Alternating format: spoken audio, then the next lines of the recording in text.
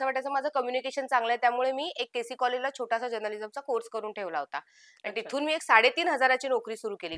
त्यासाठी 27 दिवस मोशीच्या कचरा डेपोत काम केलंय. मी केस धुतले नव्हते 20 दिवस, मी नख साफ केली नव्हती, मला 2दा युरिन इन्फेक्शन झालं होतं.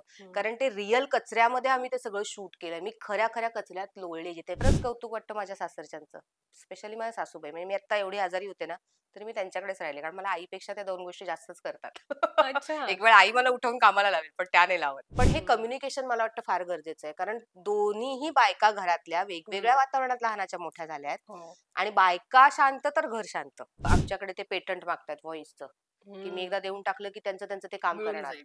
मला काही रोज काम करायची गरज नाही. तर हे आता उद्या मी माझा चेहरा दिला की कदाचित संपेल विषय. मी करते ऍक्टिंग आपली. काकू आहे माझी, तिला काही इन्फॉर्मेशन दिली ना आपण की ती हो का असं ते एक म्हणते. तर तेच मी मग त्याचं जरा मोठं व्हर्जन केलं. सिरियल मध्ये काकू काय हो म्हणतात का. मग? नाटकात भीती वाटते, पोटात गोळा येतो अजूनही. अच्छा. प्रत्येक एंट्रीला, प्रत्येक वेळेला पोटात गोळा येतो आणि तेच असावं असं सगळेजण म्हणतात, जे हो. याच्यातले मातब्बर आहेत. कधीतरी होते अशी उद्विग्न, नाराज, की एवढं करतोय तरी असं पदरात नाही पडत आहे. पण तेव्हा घरचे सांगतात की तू केलंस ते पण खूप आहे.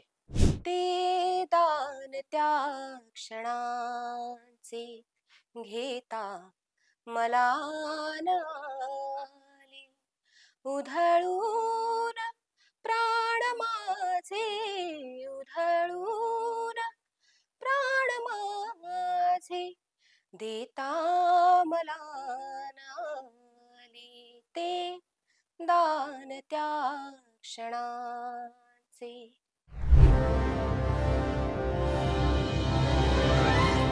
मंडळी नमस्कार, मी प्रेरणा. तुम्ही बघताय सकाळ प्रीमियर. शक्ती टॉकच्या पुढच्या या भागामध्ये देखील तुमचं स्वागत आहे आणि आपण विविध महिला कलाकारांना भेटतोय, जे या क्षेत्रात काहीतरी वेगळं करू पाहतात. अशीच एक अभिनेत्री आहे, अभिनेत्री गौरी किरण. तिच्यासोबत मी संवाद साधणार आहे. म्हणजे अभिनेत्री म्हणून काम असेल किंवा मग निवेदक म्हणून देखील ती काम करत असते. सो या सगळ्या गोष्टीचा तिचा इंटरेस्टिंग प्रवास या निमित्तानं आपण आज जाणून घेणार आहोत. गौरी, खूप खूप स्वागत आहे आणि थँक्यू. नवरात्रोत्सवाच्या खूप खूप शुभेच्छा. खूप सुंदर दिसतेस तू. तुलाही आणि तूही खूप सुंदर दिसतेस आणि प्रेरणा मला खूप छान वाटतंय. आज आपण एका वेगळ्या न्यूज रूम मध्ये दोघी जणी बसलोय. तुला अच्छा. जर आठवत असेल तुझ्यासोबतची पहिली मेमरी माझी, की आपण एका न्यूज चॅनलच्या एका छोट्याशा रूम मध्ये आपण दोघी बसलो होतो. बराच वेळ आपण बोलत नव्हतो आणि नंतर एक आईस ब्रेक झाला आणि कळलं की आपण एकाच इंटरव्ह्यू साठी दोघी जणी आलोय हो. आणि दोघी नंतर सिलेक्ट झालो सिलेक्ट होतो, झालं. कामही केलं होतं. हो. त्यानंतरचा तुझाही प्रवास आणि माझाही प्रवास हा हो. फार मला असं वाटतं की तिथून इथपर्यंतचा फार इंटरेस्टिंग होता.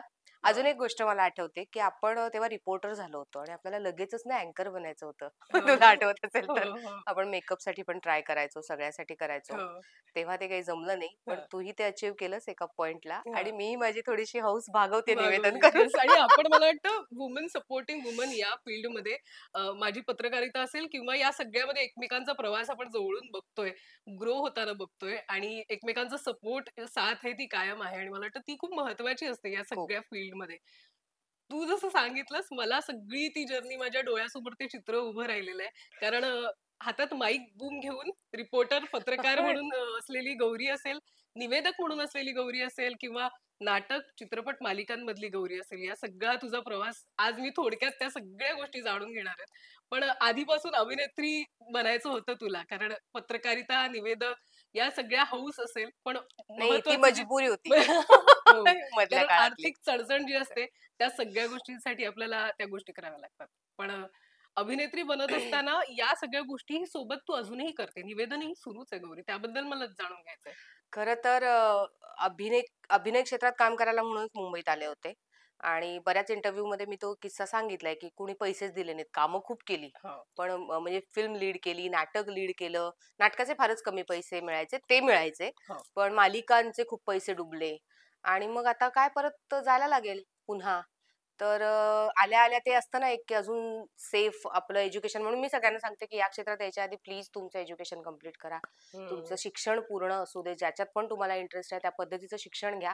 तर मला असं वाटायचं माझं कम्युनिकेशन चांगलं आहे, त्यामुळे मी एक केसी कॉलेजला छोटासा जर्नलिझमचा कोर्स करून ठेवला होता आणि अच्छा. तिथून मी एक 3,500ची नोकरी सुरू केली. ग्लोबल टाइम्स नावाचा पेपर होता, हां. तिथे 3,500त मी नोकरी सुरू केली आणि त्याच्यानंतरच्या ज्या ज्या पब्लिकेशन्स मध्ये काम केलं तिथे थोडंफार अँकरिंग मिळायला लागलं. मग मी एका चॅनलमध्ये असताना प्रॉपर माझे 2-3 शोज होते.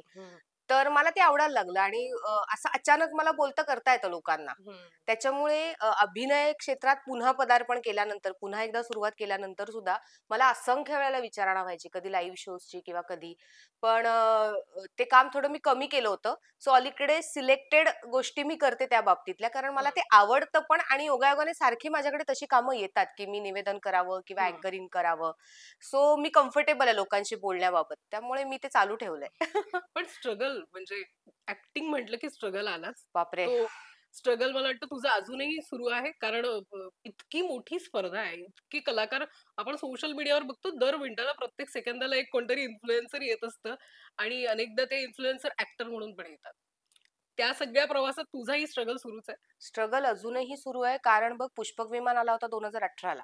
म्हणजे हां. आता त्याच्या आधीचा स्ट्रगल तर वेगळाच सगळा. मी जो आता हो, सांगितला, की अगदी. काम करत होते, मग ब्रेक घेतला, मग 4 वर्ष जॉब केला, हं. मग लग्न झालं, मग नवरा म्हणाला, की "नको, नको आता तू जे करायला आली होतीस मुंबईत ते कर." मग हां. त्याने माझी नोकरी जबरदस्ती सोडवली आणि पुन्हा मी एपिसोडिक पासून सुरुवात केली, की शौर्य, अस्मिता, हो. लक्ष्य असे एपिसोड्स करायला लागले आणि त्यातनं पुष्पकचं ऑडिशन मिळालं आणि पुष्पक विमानमध्ये मी काम केलंस. केलं. आता पुष्पक फार नावाजला गेला. माझ्या कामाबद्दल कौतुक झालं. एकूणच सिनेमाबद्दल कौतुक झालं. झीची फिल्म होती. त्यामुळे हं. त्या फिल्मचा ऑरा होता एक. ज्याचा फायदा मला नक्कीच झाला. अगदी. त्याच्यानंतर फायदा असा झाला, की बॅक टू बॅक मी ज्या 4-5 फिल्म्स केल्यात, हं. तोटा असा झाला, की त्या आल्याच नाहीयेत अजूनपर्यंत. हं. त्याच्यानंतरची जवळपास 6वी का 7वी फिल्म माझी एप्रिल मे 99 आहे. आणि या फिल्ममध्ये मी माझा वेळही दिला. मी माझं सर्वस्व लावतो ना, कारण एक फिल्म आहे. त्याचं ब्लँकेट नावाचं टायटल आहे. अच्छा. त्यासाठी 27 दिवस मोशीच्या कचरा डेपोत काम केलंय. म्हणजे तो माझा बरं. फोटो जेव्हा व्हायरल झाला होता, तेव्हा हां. ही अभिनेत्री कोण याच्यावरनं बऱ्याच अच्छा. न्यूज झाल्या हो, होत्या. बरोबर. कारण मी केस धुतले नव्हते 20 दिवस. मी नखं साफ केली नव्हती. मला 2दा युरिन इन्फेक्शन झालं होतं. हं. कारण ते रिअल कचऱ्यामध्ये आम्ही ते सगळं शूट केलंय. मी खऱ्या-खऱ्या कचऱ्यात लोळले. जिथे पॅड्स दिसतायत मला, हं. मुलांचे डायपर्स दिसतायत, फाटलेला कुत्रा दिसतोय. हे सगळं तिथे केलंय कारण त्या डिरेक्टरला अपेक्षा होती, की सगळं हे रिअलच दिसलं तरच मजा आहे आणि स्टोरी तशी होती. हं. पण ते लॉकडाऊनच्या आधी ती शूट झाली. मग लॉकडाऊन आलं. त्याच्यानंतरच्या गोष्टींना अजून काही 1-2 नोन डिरेक्टर्स आहेत, ज्यांच्या खूप चांगल्या स्टोरीज मी केल्यात. पण हां. तेही बाहेर आले नाही. सो ते स्ट्रगल एक वेगळं, की आयुष्याचे 2-2.5 वर्ष आपण 3-4 सिनेमांसाठी देतो. पैसेही काही मराठीत असे ग्रेट मिळत नाहीत. बरोबर. त्याच्यामुळे ते दडपण सुद्धा आपण कुठेतरी सहन करतो, की चल ठीक आहे काम मिळतंय ना, आपण काम चांगलं करायला मिळतंय आपल्याला करूया. हं. त्याचाही फायदा होत नाही आणि अल्टिमेटली तो प्रोजेक्ट जेव्हा बाहेर येत नाही ना, तर ते स्ट्रगल माझ्यासाठी नाही, माझ्यासारख्या कुठल्याही अशा आर्टिस्टसाठी जे त्या एखाद्या प्रोजेक्टसाठी खूप वेळ देतात. हं. आणि मग अल्टिमेटली डेली सोपचा आधार मला घ्यावा लागला आणि मग मी स्टारची जी लीड केली स्पेशल फाईन हं. नावाची. तिथून मग daily soap back to back मी करायला लागले. बरोबर. कारण हे अनुभव जेव्हा गाठीशी होते, की सिनेमा केल्यानंतर त्याचं भवितव्य माहिती नाही. हं. त्याच्यानंतरही सिनेमांमध्ये कामं केली आहेत. आता एप्रिल मे नंतरचे 2 सिनेमे आहेत. होपफुली ते यावेत, कारण त्याचे प्रोड्युसर्स चांगले आहेत, डिरेक्टर्स चांगले आहेत. सो हां. ते सिनेमे बाहेर यायची मी वाट बघतेय. सो हे स्ट्रगल एक असतं. पण एक मला वाटतं, की तुमचा दुसरा इंटरेस्ट काय आहे ना, त्याच्यावर तुमचं स्ट्रगल ठरतं. म्हणजे तुम्हाला हं. या फक्त कामाव्यतिरिक्त काय करायला आवडतं? तुमची हं. फॅमिली कशी आहे? याच्यावर तुमचं सर्व्हायव्हल फार ठरतं असं मला वाटतं, की हं. मला नाही मिळालं ना एखाद दिवस काम किंवा एखादा महिना, पण मी कपाट लावलं व्यवस्थित तरी मला समाधान मिळतं, की हं. मला माझं घर व्यवस्थित असेल, मी माझ्या नवऱ्याला 2 वेळेचा डबा देऊ शकत असेल व्यवस्थित. जे मी करते, मी 13 तासांची शिफ्ट करून पण मी सकाळ, दुपार, संध्याकाळचं जेवण ओह! करून अच्छा. माझं घर सांभाळते. तर त्यामुळे ना मला खंत नाही वाटत फारशी. मी ह्याच्यात समाधान मानते, की मला माझं घर सांभाळून, माझे बाकीचे इंटरेस्ट जे आहेत, माणसं सांभाळून, हं. मला माझं आवडतं काम करायला मिळतं आणि त्याचे पैसेही मिळतात आणि त्यामुळे मला लोक ओळखतातही. अच्छा. तर मला वाटतं, की आपला रोल एक्झॅक्टली काय आहे हे आपण डिफाईन केला एकदा, की कशाच्या मागे लागतोय नेमकं, हं. काय हवं आहे आणि कसलं समाधान वाटायला हवं आपल्याला. हं. तर माझ्यासाठी ते सोपं आहे. मी कधीतरी होते अशी उद्विग्न, नाराज, की एवढं करतोय तरी असं पदरात नाही पडत आहे. हं. पण तेव्हा घरचे सांगतात, की "तू केलंस ते पण खूप आहे. काही हरकत नाही, नाही केलंस तरी." हं. म्हणजे आपण आणि माझा ह्याच्यावर बिलीव्ह आहे, की आपण प्रयत्न करा. गोष्टींच्या मागे लागलं, की त्या नाही मिळत. बरोबर. आपण एकदा त्या सोडायला लागलो ना, की त्या आपल्या मागे पळायला लागतात. हां. आणि याचा बरोबर. अनुभव बरेचदा आलाय मला. सो तशी मी समाधानी आहे माझ्या कामाच्या बाबतीत पण बरं. आणि माझ्या कुटुंबाच्या बाबतीत पण. कारण हं. दोन्ही गोष्टी सांभाळून मला माझं आवडतं काम करता येतं. हां. पण तू मगाशी उल्लेख केला तसं मराठीत पैसे कमी मिळतात. काहीही काम करा तुम्ही. सर्व्हाइव्ह कसं करायचं ॲक्टर्सनी? त्यासाठीच तुम्ही मग निवेदन म्हण किंवा बाकीच्या व्हॉईस ओव्हर्स करते मी 5 चॅनल्सचे. हं. कारण मालिका जरी मिळाली ना तरी तुझे काही महिन्याभराचे किती दिवस लागतील हे तू नाही सांगू शकत. त्या बरोबर. स्टोरीचा ट्रॅक, त्यांची रिक्वायरमेंट, समोरच्या चॅनलवर काय चाललंय, तिथे हम्म. कुठली स्टोरी चालू आहे, मग या मालिकेत कुठली स्टोरी आणायची, अच्छा. त्यात तुमचं मुलीकडलं कॅरेक्टर आहे का मुलाकडलं कॅरेक्टर आहे, या सगळ्यावर डिफाईन होतं की तुम्ही किती दिवस काम करणार. बरं, बरोबर. कमिटमेंट इथे पूर्ण लागते हम्म. मालिकेला. कारण आजकाल असं आहे की मी जसं म्हटलं की समोरच्या चॅनलचा टीआरपी काय, त्याच्यावर काय चाललंय त्या स्लॉटला, त्यानुसार हम्म. लगेच आठवड्याची स्टोरी बदलते. बदलतंय. त्यामुळे तुम्ही अवेलेबल लागता सतत. हम्म. तुम्हाला ती कमिटमेंट पाहिजे तर तुम्हाला तेवढे दिवसभर दिल्याची शाश्वती नसते. अगदी. त्यामुळे बरेच जण आता तू आर्टिस्ट बघतील तर एक तर सेकंड इन्कम सुरू करतात, कोणी काही दुकान काढतंय, कोणी काही कसला तरी बिझनेस करतंय, कोणी काय करतंय, कोणी काय करतंय. कारण इतका कॉन्टेंट झालाय, इतकी. आणि तू मगाशी सोशल मीडियाचा जो उल्लेख केलास हो.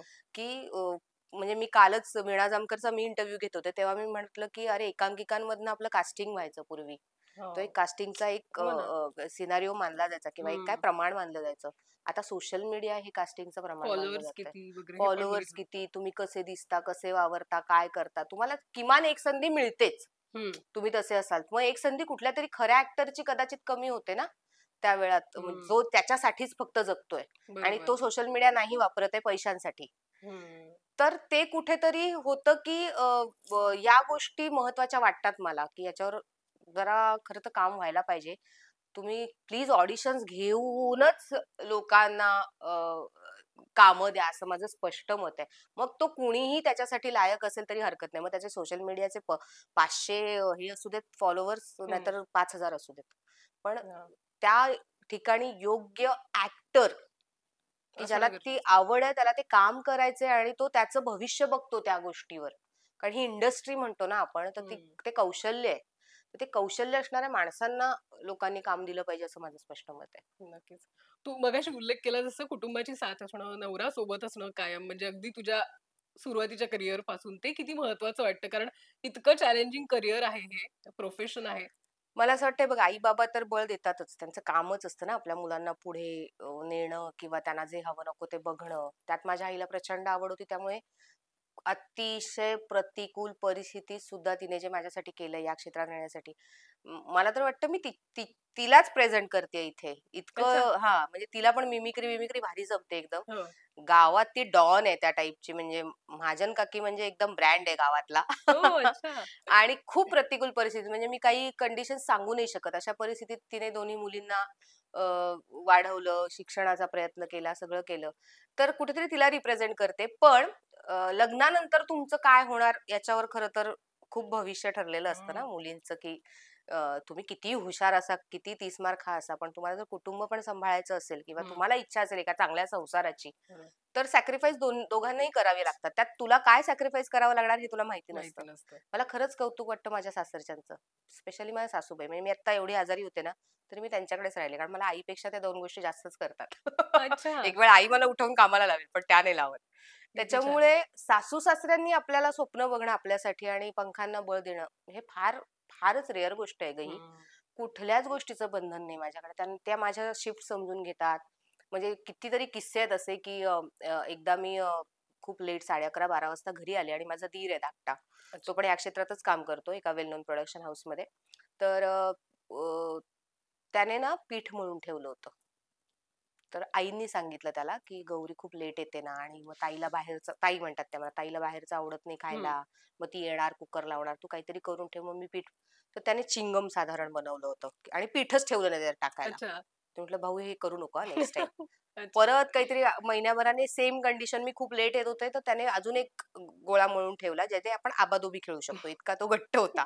पण अच्छा. माझे घरचे हे प्रयत्न करतात. करतात. हां. माझा नवरा, त्याचं कौतुक अशासाठी किरणचं, कारण त्याने एकूण समजलं की गौरीचं हे शेड्यूल असं असणार आहे. हं. तर तरीही तिची इच्छा असते की घर सांभाळावं, जेवणही बनवावं, सगळ्यांना खाऊ पिऊ घालावं, हं. आल्यावर कपाटही आवरून ठेवावं, ओठाही स्वच्छ असावा. तो शिकला जेवण पूर्ण. आता जे अच्छा. जे ओळखतात किरणला या क्षेत्रात सुद्धा त्यांनाही माहिती की तो प्रो झालाय. आणि तो मला सेटवर डबे आणून देणं, तो सकाळचा नाश्ता, तो अजूनही मला म्हणतो, "तू जिमला जा सकाळी, मी नाश्ता बनवतो, मी सो तुझं स्वीट. सलाड बनवतो." पण त्याचं हं. असं, आणि मला फार व्यायामाचा कंटाळा आहे खूपच. ही एक अच्छा. सवय मला खूप सुधारायची आहे. हां. तर तो ते आहे की तुला जर अभिनेत्री व्हायचंय त्या दृष्टीने जे काही तुला करायचंय ना ते सगळं करायला मी सपोर्ट करतो. मी तुझं जेवण बनवतो, मी तुला सलाड देतो माझं काम सांभाळून. संध्याकाळचा डब्बा 7-8 वाजता आणून द्यायला तो तयार असतो की मी अच्छा. 5-5:30 ला माझ्या कामावरून घरी येईन, मी काहीतरी सलाड बनवेन, मी आणून देईन तुला ताजं हम्म. लागतं. मला मला फार खोड आहेत अगं, ताजंच पाहिजे, ताजंच घरचंच पाहिजे. पाहिजे. अच्छा. खूप आहेत त्या गोष्टी. तर सगळी तयारी असते, पण मग मी म्हणते नको नको असं नको तसं नको. मग मी सकाळीच काहीतरी थालीपीठ वगैरे बनव, मग थालीपीठ भलत्यालाच खायला दे, आपण काहीतरी वेगळंच खा. तर अच्छा. घरचा सपोर्ट फार महत्वाचा आहे. आणि ते ना माझ्याकडे मुलीसारखं वगैरे नाही हम्म. बघत, ते मुलगीच मानतात. त्यामुळे जे नियम त्यांच्या दोन्ही मुलांना, हम्म. ह्यात आता मी एक गोष्ट अशी पण नमूद करेन. मी आईंसमोर ही गोष्ट खूपदा बोलले की आई पण अशा टिपिकल वातावरणात राहिलेल्या आहेत ना, की हम्म. एक सून म्हणल्यानंतरच्या अपेक्षा काय असतात, सगळ्या मैत्रिणींच्या सुनांकडनं पण तर त्यांच्या डोक्यात तेच होतं हम्म. सुरुवातीला, किंवा त्यांना तेच हवं होतं ना रादर. अच्छा. पण मी बसले त्यांच्यासोबत पहिल्याच वेळेला, मी त्यांना सांगितलं की आई माझं ना लहानपण असं आहे, माझं मोठेपण असं आहे, मी हे कष्ट केले, तुमचं काय आहे? व त्यांनी सांगितलं की मला ना शिकू नाही दिलं, मला शाळेत जायचं होतं पण माझ्या बाई मला काम करायला लावायच्या, असं तसं खूप हम्म. गोष्टी. हे समजून घेतलं. मग मी त्यांना सांगितलं की एक सिंपल गोष्ट होती की कधीतरी संध्याकाळच्या त्या थोड्या नाराज होत्या कारण मी लाईट नाही लावला 7 वाजता. हम्म. मग मी त्यांना समजावलं की बघा 27 वर्ष हा मुलगा, तुमचा मुलगा तुमच्या घरात राहतोय, त्याला कुठे कळलं 7 वाजल्यानंतर लाईट लावायचं. तो मुलगा आहे हा. म्हणून त्याला ती सूट आहे, आणि मी मुलगी आहे, मी सून आहे म्हणून तुम्ही आई अपेक्षा करताय. महत्वाचं काय माहितीये का, की त्यांचं समजून घेणं. त्यांनी ती गोष्ट समजली की हम्म. बऱ्याच गोष्टी एक्सप्लोर केल्याशिवाय आपल्याला कळत नाहीत, कळत नाही. आपल्याला कोणीतरी सांगितल्याशिवाय कळत नाहीत. त्या एका टिपिकल वातावरणात राहिल्या होत्या. त्यांना माहितीये की सून म्हटल्यानंतर असं करायचं, सासू म्हटल्यानंतर असं करायचं. मुलीसारखं जरी सांभाळलं तरी हम्म. सुनेची ही 4 कर्तव्य असतात बुवा. बरं. मी ती कर्तव्य करतेच. आज दसरा असो, दिवाळी असो, सकाळी 6 वाजता उठून त्यांच्याबरोबर 13-14 भाज्या बनवणं आमच्या ज्या असतात नैवेद्याच्या, ते सगळं करते. पण प्रसंगी मी सांगू शकते आईंना की आई मी त्या कार्यक्रमाला नाही येत, तुम्ही घ्या, आणि मग त्या सांभाळून घेतात. पण हे हम्म. कम्युनिकेशन मला वाटतं फार गरजेचं आहे, कारण दोन्हीही बायका घरातल्या वेगवेगळ्या हम्म. वातावरणात लहानाच्या मोठ्या झाल्या आहेत. हो. आणि बायका शांत तर घर शांत. हा. त्यामुळे मला हाय आईने शिकवलं होतं की म्हशीची शिंग म्हशीला जड नसतात. तू कधी परत आलीस तर मी तुला सांभाळणारच आहे, पण तशी वेळ येऊ देऊ नकोस. कारण ज्या माणसांसोबत तुला राहायचंय ते किती दिवस राहायचंय, 50 वर्ष एकत्र काढायचे का 5 वर्ष, याच्यावर हम्म. तुझं ठरणार आहे की तू काय वागणार. तुला जर तुझ्या नवऱ्याचं सुख हवं असेल तर नवऱ्याला आईचं सुख हवंय, अगदी. तर सोपं आहे, तुला पहिलं आईजवळ सासऱ्यांजवळ जमवून घ्यावं लागेल, मग सगळ्या गोष्टी सॉर्ट होतील. आणि मी तो सल्ला मानला, माझ्या बहिणीनेही मानलाय, आणि हम्म. आम्ही दोघी सॉर्ट आहोत त्या बाबतीत की आम्हाला जे वाटतं ते आम्ही बोलतो त्यांना. आणि आता ते झालं आई मुलीचं नातं असतं ना की आपण हम्म.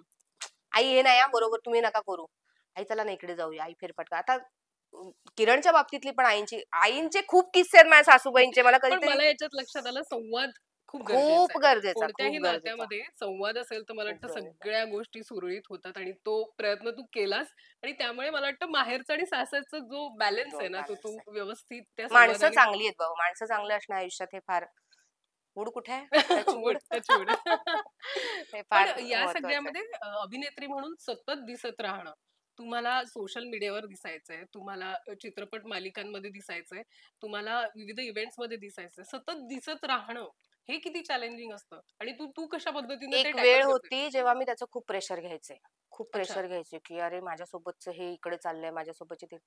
नंतर मी मी मगाशी म्हंटल तसं मी एक्झॅक्ट समाधान शोधलं कशात, म्हणजे मला काय जास्त आवडतं. हम्म. तर एक 5-6 दिवस शूट आठवड्याचं, आणि 2 दिवस सुट्टी, आणि ती सुट्टी कशी तर घरच्यांसोबत. हम्म. म्हणजे हे पण इम्पॉर्टंट आहे ना आपल्यासाठी. हो. सो नो डाऊट की कॉम्पिटिशन इतकी वाढली आहे, इतके तुमच्यासाठी जितकी माध्यमं ओपन झालेत, तेवढीच भरती झालेली आहे आता AI लोकांची. पण आलेलं आहे. एआय पण आलेलं आहे. म्हणजे आता मी एक मध्ये इंटरव्ह्यू केला एका व्हॉइस ओव्हर आर्टिस्टचा, तर ते ते मला म्हणाले की आता आमच्याकडे ते पेटंट मागतात व्हॉइसचं, की मी हम्म. एकदा देऊन टाकलं की त्यांचं त्यांचं ते काम मिळून करणार. जाईल. मला काही रोज काम करायची गरज नाही. तर हे आता उद्या मी माझा चेहरा दिला की कदाचित संपेल विषय, मी करते ऍक्टिंग आपली हो. वाटेल त्या त्याच्यात. चेहऱ्याचे पैसे द्या तुम्ही. पण तेच आहे की या सगळ्यामध्ये हे प्रेशर मी घ्यायचे. हम्म. पण कुठेतरी मला वाटतं मी कोकणातनं आहे, ती जी टेंडन्सी आहे मिनिमलिस्टिक गोष्टींची, की बर. नसेल तरी हरकत नाही, काही प्रॉब्लेम नाही, आपण सर्व्हाइव्ह करू, मीठ भातावर, तूप भातावर, दही भातावर, ताक भातावर. हम्म. तर तीच कुठेतरी आहे की मिळालं तर उत्तम, मी ते 100% प्रयत्न करते, मी कमिटमेंट्स मोडत नाही कधी. हम्म. पण मी पैशांसाठी हवा असलेली नाही, आणि माझं काम बऱ्यापैकी लोकांना आवडतं, त्यामुळे लोक करतात कौतुक, आणि त्यात मी समाधानी राहते.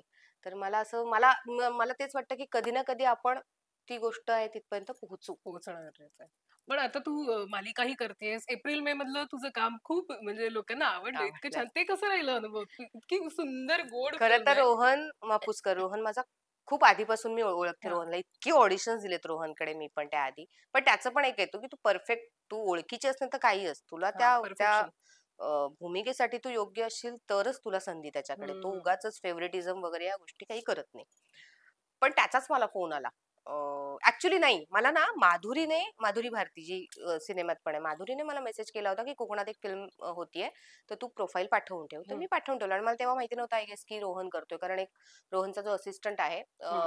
त्याने ती ॲड टाकली होती.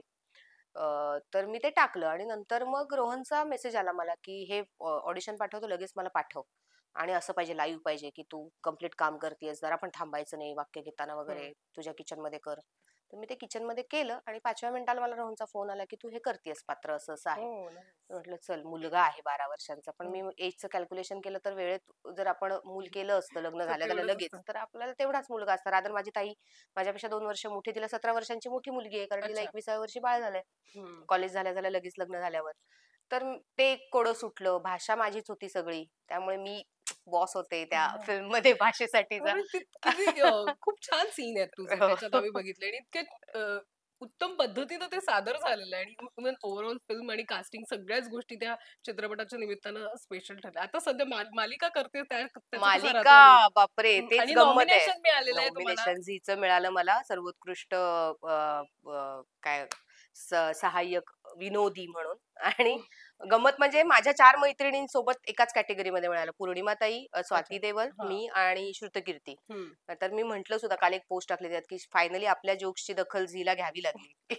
चौघींना एकाच कॅटेगरीमध्ये अच्छा. नॉमिनेशन दिलंय. तर जयंती हे जे कॅरेक्टर आहे हं. सीरियल मधलं त्याची गंमत अशी आहे ना, नवरा कमवत नाही, सासरा कमवत नाही. सारखं देव, देव, देव, देव, देव. बरं ठीक आहे. पण तिच्या गरजाच पूर्ण होत नाहीयेत आणि हं. त्या तडफेतनं विनोदी पद्धतीने ती जी काही रिएक्ट होते. बरं हं. असं एखादं कॅरेक्टर असतं ना ज्याला काही चौकटच नाही. हां. तू काहीही बोल त्या सीनमध्ये म्हणजे अर्थात लेखकाने लिहून दिलेलं. हं. पण ते तू कसं प्रेझेंट करायचंयस, तू कुठल्या हेतूने बोलायचंयस, हे हं. तुझ्यावर आहे. तू ते फनी बोल, तू ते टोचून बोल. तू त्यांचा पार म्हणजे त्या सासू-सासऱ्यांचा मी म्हणतो ना, मी मी पाट्या वरवंटा घेऊन वाटते त्या दोघांना, त्या सीन्समध्ये हां. सगळ्या. लोकं खूप चिडतात पण, लोकांना हसू पण येतं आणि 2 गोष्टी. एक तर ते होका म्हणून जे आहे, हं. तर आता मी भाऊ सरांसोबत एक नवीन नाटक नाटक करतेय, सीरियल करतेस. हो. किलर नावाचं. मी आहे, गायत्री दातार आहे, भाऊ कदम सर आहेत आणि तेजस म्हणून एक ॲक्टर आहे. तर भाऊ जेव्हा पहिल्यांदा मला भेटले, "मी तुला कुठेतरी बघितलंय." म्हटलं, "हां, आपण पुष्पकच्या ह्याच्या वेळेला नाही का आपण भेटलो होतो." हं. म्हटलं. त्या "नाही, नाही, नाही, दुसरीकडे बघितलंय." "अच्छा, अच्छा. ती झीवर मालिका लागते त्यात." "अरे त्यातलं कर ना तू ते काहीतरी." आणि मग त्यातली एक छोटीशी गोष्ट आहे जी आम्ही नाटकात पण ठेवलेली आहे. तर ती अच्छा. काय आहे यासाठी तू नाटक बघायला ये. येस. पण सो भाऊ सरांसोबतच्या नाटकाबद्दल पण नंतर बोलूया.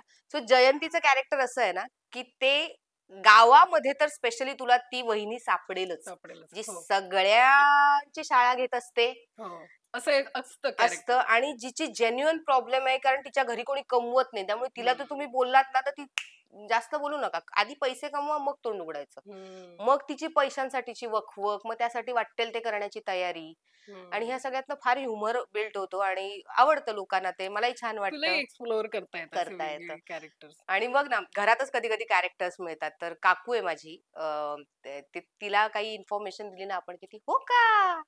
असं ते एक हां. म्हणते. तर तेच मी मग त्याचं जरा मोठं व्हर्जन केलं. सीरियलमध्ये. काकू काय "हो म्हणतात का?" मग? हां. वाह! तर ते बायकांना आवडतं. ते म्हणतात, की "अरे छान आहे." सो मजा हं. येते वाह! करायला.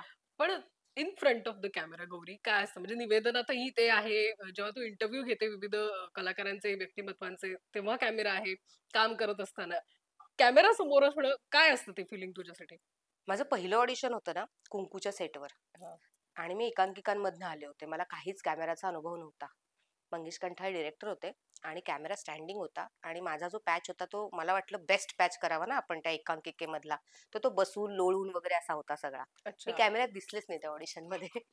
सगळा सेट अच्छा. हसत होता, की हे काय प्रकरण आहे? आणि मलाही माहिती नाही की मी कॅमेरात दिसलेच नाही, कारण कॅमेरा त्यांचा जो होता लागलेला त्यांचा तो अँगलच त्यांनाही माहित नाही, डायरेक्ट बसेल आणि काहीतरी करेल वगैरे. बरोबर. पण त्याच्यानंतर ना मंगेश सर म्हणाले होते, जयंत घाटे म्हणून सिनियर ऍक्टर, हं, ते मला घेऊन गेले होते तिकडे ऑडिशनला.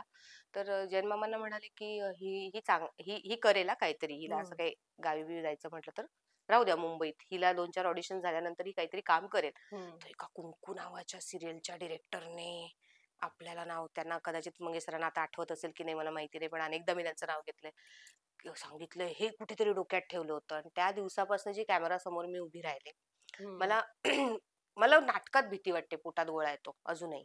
अच्छा. प्रत्येक एंट्रीला, प्रत्येक वेळेला पोटात गोळा येतो, आणि तेच असावं असं सगळेजण म्हणतात, जे जे हो. याच्यातले मातब्बर आहेत. पण मालिका किंवा सिनेमाच्या बाबतीत माझी लोक म्हणतात ना वर्किंग करावं हे ते, माझ्यासोबत ज्यांनी काम केलं असेल, मला ते इन्स्टंटच सुचतं किंवा मी तिथेच करू शकते उभं राहिल्यानंतर. अच्छा. मला ते आधी वगैरे जमत नाही काही, की आपण असं करूया, आपण तसं करूया, आपण हे ॲक्शन करूया. म्हणल्यानंतर ते सुरू. हा, त्याच्यानंतरच जे सुरू होतं ते होतं. काही असेलच तर को आर्टिस्टशी डिस्कस करून, डिरेक्टरशी डिस्कस करून मी विचारते की हे इथे सुचतंय. पण अनेकदा असं होतं, आणि त्यामुळे आता ते असं काही बोललं की वाटतं बडाया मारल्या आणि परत त्याचे रील कापून परत आपल्याला ट्रोल करणार की काय असं वाटतं. पण मला ना जास्त कॉम्प्लिमेंट्स छान काम करता वगैरे वगैरे पेक्षा नॅचरल काम करता असे येतात, किंवा सुंदरामध्ये नॅचरल पण असंच, हा, परफॉर्मन्स. अशा येतात. हं. आता प्लीज याचा रील कापू नका, मी अजिबात स्वस्तुती करत नाहीये. मी जी फॅक्ट आहे ती सांगते, की अच्छा. असंख्य वेळेला तुम्हाला काय तर तुम्ही छान काम करता हां. किंवा अरे तुम्ही मस्त केलं हे, तुम्हाला नॅचरल काम करता असं येतं. तर नॅचरलचा अर्थ त्या त्या लोकांप्रमाणे काय आहे मला नाही माहिती, चांगला वाईट. हो, तो अर्थात तो तो आम्हालाही जाणवतं. तू एकदम हा, नॅचरल परफॉर्मर आहे आणि ते तुझ्या विविध कामांमधनं ते बघायला मिळालंय. नाटकाचा उल्लेख केलेला आहेस, त्याबद्दल सांग काय पद्धतीचं आहे तू सगळं? विचार कर, भाऊ कदमां सोबत काम करण्याचा अनुभव काय असेल. अरे यार धमाल, धमाल आणि करत कुठेतरी असेल. ना मॅनिफेस्ट, मला एक लक्षात आलंय, मी जसं बोलले तर होत नाही, पण डोक्यात आली ना एखादी गोष्ट हां. आपसुकपणे, की आपल्याही नकळत, म्हणजे मी असंख्य ऑडिशन्स देत होते त्यावर्षी, म्हटलं नाही यार, यंदा सुबोध दादा किंवा स्वप्नील सरांसोबतच काम करणार मी. हां. असे म्हणजे जे मातब्बर लोक आहेत ते, आणि त्या वर्षी माझा पुष्पक झाला. हो. नंतर म्हणाला नाही मला लीड करायचे, पण ते डोक्यात असं पण साहजिक. ते किती मोठं होतं. सुबोध भावेसारखं कलाकार त्याच्यात तू लीड तुला मिळालं तर होतं. भाऊ सरांचं काम बघता बघता असं वाटतं ना, अरे यार यांच्यासोबत करायला गेलं म्हणजे किती मज्जा येईल करायला. हं. आणि आलं आणि ते सच्ची माझ्याकडे. डाउन टू अर्थ आलं पर्सन. ते किती गोड आहेत ते ह्युमनली. गोड, म्हणजे आम्हाला तिथे थांबणं अशक्य होतं अनेकदा, इतकं इतकं सुंदर काम करतात भाऊ सर. बरं, हं. या नाटकात मी त्यांना खूप धुतीये. अच्छा. आता ते इतके बिचारे दिसतात, आणि इतक्या, पण ते सांभाळून घेणं म्हणजे भाई, हां. आ- माणूस म्हणून जेव्हा कलाकार मोठा असतो ना, हं. तेव्हाच ते सगळं वर्क होऊ शकतं. खरं तर मी हे अनुभव घेतलेले खरंय. आहेत, की तुम्ही माणूस म्हणून कसे आहात ना, त्याच्यावर ते तुम्ही मॅटर कलाकार करतं. म्हणून. आणि भाऊ सर खूप गोड व्यक्तिमत्व आहे, गायत्री खूप छान आहे, हं. तेजस म्हणून जो मालवणचा, तेजस पिंगुळकर म्हणून जो हं. आहे, तो खूप सुंदर काम करतो. डिरेक्टर आमचे हं. केदार देसाई, प्रणय तेली सर, आणि अष्टविनायक करतंय आता हे नाटक. सो अमेझिंग लोकांसोबत माझं एक चांगलं आहे बाबा, मला ना कायम चांगली लोक मिळालेत प्रोजेक्टसाठी. खूप मला कधी महत्वाचं आहे आणि वाईट, ते. हा, म्हणजे तसे वाईट अनुभव नाही आले. कायम चांगली माणसं, जी नंतर पण संबंध असे ठेवतात की आपण जेन्युइन आहोत म्हणून, कामासाठी नाही.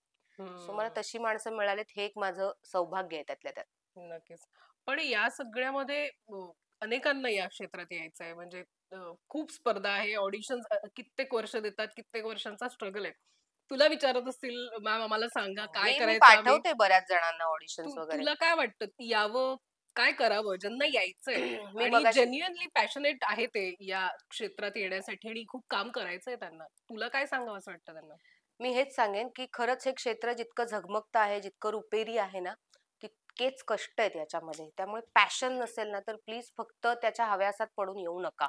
म्हणजे तुम्ही प्रचंड सर्व्हाइव्ह करण्याची तुमची इच्छाशक्ती पाहिजे, की काही झालं तरी हेच करणार.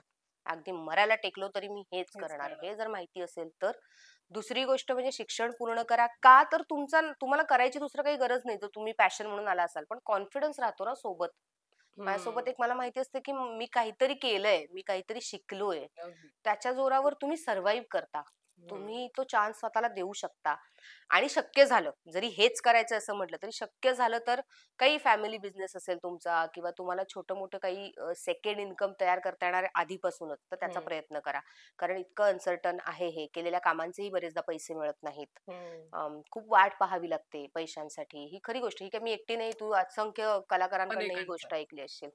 पण ते आम्ही करू शकतो, कारण आम्हाला त्याची आवड आहे. मी पैशांचा विचार खूप नंतर करते. आधी काम, रोल काय आहे, किती माणसं कोण आहेत, कोणासोबत काम करायला मिळतंय, बरोबर. काय करायला मिळणार आहे, याचा विचार आधी करते, म्हणून मी सर्व्हाइव्ह होते. पण तुम्ही दरवेळेला फक्त पैशांचा विचार केलात तर तुमच्यासाठी चान्सेस खूप कमी होऊन जातात. पण मी हे पण मानते त्याच्यामध्ये, नशीब. हो खूप मानते मी. कारण एकेका रात्रीत नॉन ऍक्टर्स सुद्धा सेलिब्रिटी होतात, हम्म. पैसा कमवतात, प्रसिद्धी कमवतात, पुढचे 15 प्रोजेक्ट ते काढून घेतात कोणाच्या तरी हातातून, जेव्हा की त्यांना ऍक्टिंग येत नसते. हम्म. पण त्यांचं नाव झाल्यामुळे पुढचे 15 प्रोजेक्टवर त्यांचं नाव लिहिलं जातं. अगदी. ते कुठल्या तरी दुसऱ्याच्या नशिबात कदाचित असू शकतं. सो हम्म. ते नशीबच मानेन त्या माणसाचं, की तो तिथे त्यावेळेला योग्य वेळेला योग्य संधी त्याला मिळाली. राईट. मग काही जण त्यातनं संधीचं सोनं करतात, मेहनत करतात आणि खरंच स्वतःला प्रूव्ह करतात. टिकवून ठेवतात आणि ते. काही जण फक्त त्याचं यश लाटत बसतात. तर ते मला असं वाटतं की खरंच आहे. माझ्या बाबतीत अनेकदा असं झालंय की मी खूप फॉलोअप करतेय पण नाही होत आहे. हम्म. आणि ती फिल्म शूट होऊन किंवा ती मालिका शूट होऊन थांबून परत मला कॉल आलाय की तू कर. सो हे नशीबच अच्छा. म्हणेन की माझ्या नशिबात होतं ते.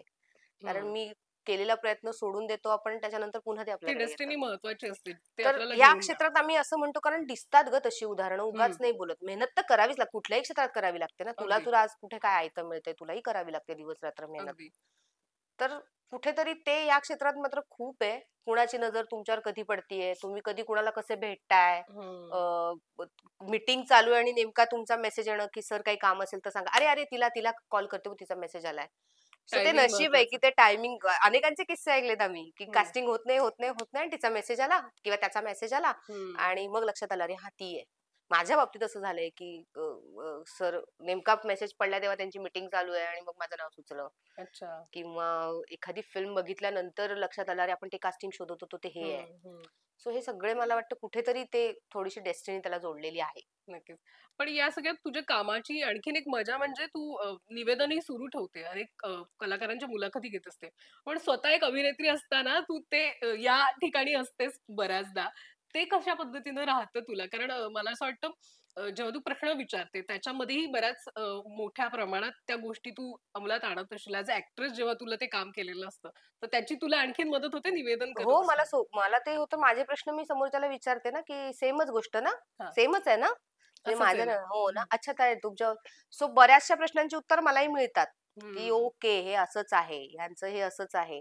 आणि रिलेटेबल गोष्टी विचारता येतात. जे प्रश्न मला पडतात, ते समोरच्यालाही पडलेत का हे विचारता येतात. अच्छा. इंडस्ट्रीमध्ये वावरण्याच्या बाबतीत असू दे, पैसे कमावण्याच्या बाबतीत असू दे, नाव कमावण्याच्या बाबतीत असू दे, समाधान कमावण्याच्या बाबतीत असू दे, हं. समोरच्याचा काय व्ह्यू आहे, तो समजून घेण्यासाठी मुळात मला स्वतःची मदत होते. कारण माझे त्याच्याबद्दलचे काहीतरी विचार आहेत, कारण मी ते हं. काम केलेलं आहे.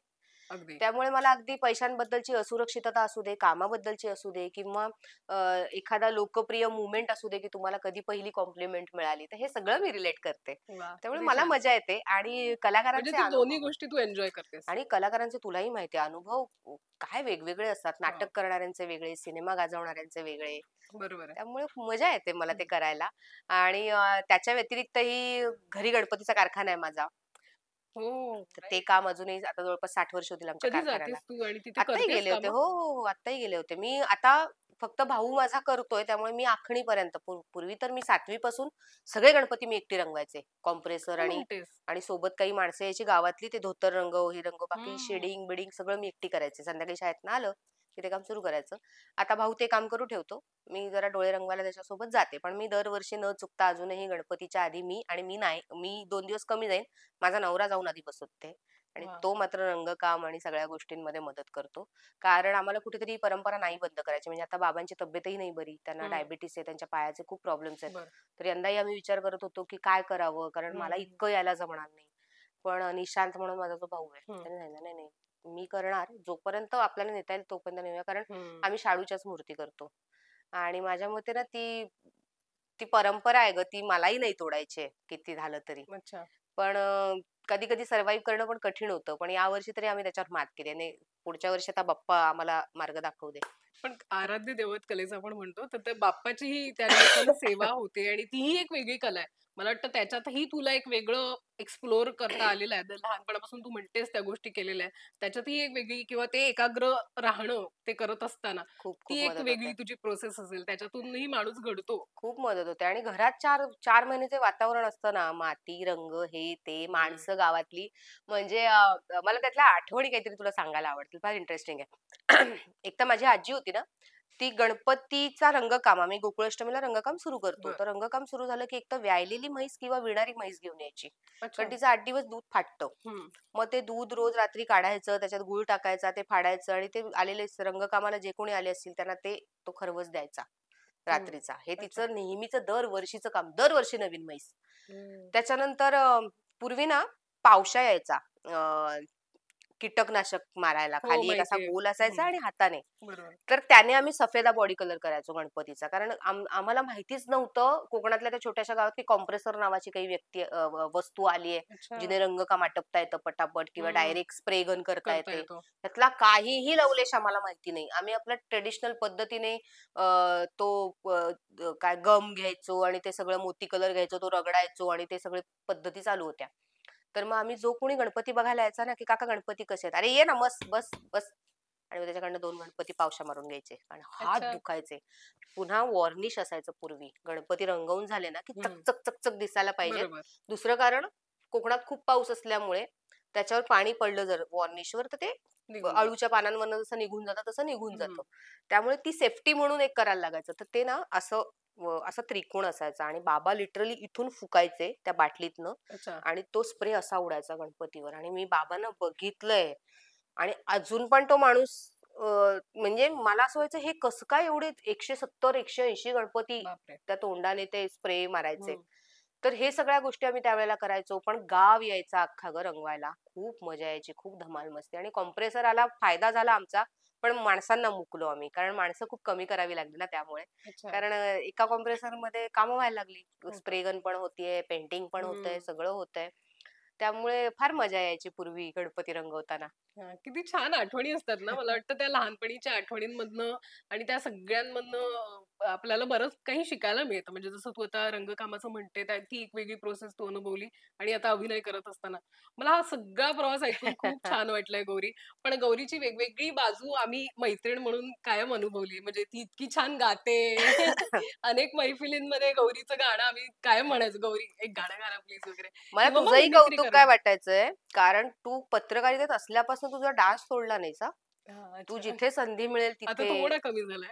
त्याला रिझन्स असतील त्याचे, हां, पण ती आवड त्या प्रेशरमध्येही जपणं, ही हो. फारच मी ते समजू शकते. म्हणून मी तुला म्हटलं, की प्रेरणा कायम कुठल्यातरी सेलिब्रिटी सोबत काहीतरी कर किंवा आम्ही पण जसं माझं गाण्याचं कौतुक करते तसं तू. आणि ती संधी शोधणं पण स्वतःसाठी क्रिएट करणं हे पण मोठं चॅलेंज आहे. राइट. पण मला आज ऐकायचं काहीतरी गौरी. खूप अशा कशाचं कट काही ऐकून. एक जुनंच गाणं आहे. अच्छा. जे गायची हिंमत मी कोणासमोर केली होती माहितीये? अच्छा.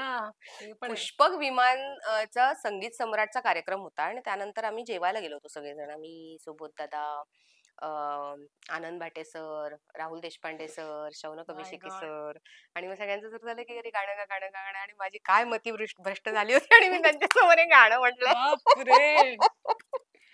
मानलं पाहिजे तुला गौरी. तर त्याचीच 2 ओळी इथे. हे फार जुनं गाणं आहे. मी रेडिओवर ऐकायचे झोपाळ्यावर बसून आमच्या जुन्या घरात. ते दान त्या क्षणाचे घेता मला न आले उधळून प्राण माझे उधळून प्राण माझे देता मला न आले ते दान त्या क्षणाचे होते गळ्यात गाणे पण श्वास कोंडलेला माझेच सूर तेव्हा गाता मला न आले उधळून प्राण माझे उधळून प्राण माझे देता मला न आले ते दान त्या क्षणाचे. किती छान आलं. खूप छान वाटलं गौरी. मस्त. सुंदर. थँक्यू. हा असा वरचा लेअर होता गाण्याचा म्हणजे आतला आवाज येतच नाही आता. जो वाला होता. पण हा तू मनापासून गाणं म्हटलं तुझं खूप जवळचा विषय आहे जिव्हाळ्याचा, तर ते तू छान गायलंस. पण मला खूप छान वाटलं तुझ्याशी आज गप्पा मारून. असं छान निवांत आपण आज बऱ्याच दिवसांनी बोललो. तुझ्या प्रवासाबद्दल मला थोडक्यात जाणून घेता आलं. तुझे नवे प्रोजेक्ट जाणून घेता आले आणि मला असं वाटतं या सगळ्या प्रोफेशनमध्ये एकमेकांची साथ असणं म्हणजे मैत्रीत असेल, वुमन सपोर्टिंग वुमन असेल, एकमेकांना समजून घेणे असेल, ते खूप गरजेचं आहे आणि मला वाटतं या निमित्तानं मला पुन्हा एकदा एक मैत्रीण म्हणूनही आणि एक अभिनेत्री म्हणूनही तुझ्याशी बोलता आलेलं आहे. ते खूप छान वाटतंय. खूप सॉरी. छान वाटतंय आणि मी ना पुन्हा असं नॉस्टॅल्जिक झाले जरा. न्यूज रूम हां, आणि सगळे ओळखीचं कोणी आहे का बघत होते मी. हां. त्यात तू सोबत. त्यामुळे ही मी अचीव्हमेंट समजते गं माझी, की हं. जिथे मी काम करायचे, ज्याच्यासाठी पोट सांभाळण्यासाठी जे काम करायचे आज त्या प्लॅटफॉर्मवर मला जर इंटरव्ह्यूसाठी बोलवतायत, तर मला ते तेवढी म्हणजे त्यातच समाधान आहे मला, की अचीव्ह केलं आपण काहीतरी. ते राइट, घरचं कौतुक म्हणतात ना, राइट. तसं वाटलं आज. आणि तू असशील, बाकीचे आपले सगळे मीडिया मधली आपली मंडळी असतील, सगळ्यांनी मला नेहमीच सपोर्ट केलाय. अगदी पुष्पकपासून जे तुम्ही माझ्या पाठीशी उभे राहिलात, कौतुक केलंय, प्रत्येक वेळेला कमेंट्स केल्यात माझ्या गोष्टींवर, त्या माझ्यासाठी फार महत्त्वाच्या आहेत. आणि असंच प्रेम तुम्हा सगळ्यांचं, प्रेरणा तुझं माझ्यावर राहू दे. थँक सो मच आज इथे बोलवलंस. मला खूप छान वाटलं. फार काळानंतर मी असा इंटरव्ह्यू केलाय.